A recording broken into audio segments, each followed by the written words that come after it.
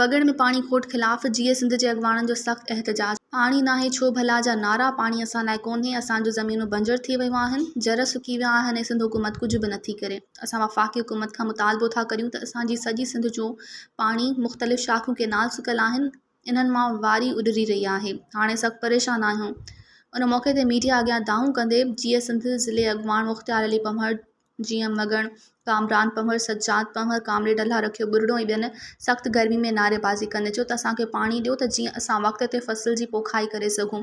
मुख़्तियार अली पंवर चयो त नवाबशाह में अली हसन ज़रदारी जूं शाख़ूं फाटनि थियूं या असांजे हिसे जो पाणी चुराए रहिया आहिनि, इन करे असांखे पाणी नथो ॾिनो वञे त ॿी सूरत में समूरी सिंध में रोड ब्लॉक करे सख़्तु एहतजाज कंदासीं। मज़ीद ख़बरनि ऐं तफ़सीलात लाइ विज़िट कयो असांजी वेबसाइट www.awamiNewsHD.com ऐं ॾिसंदा रहो अवामी न्यूज़ HD।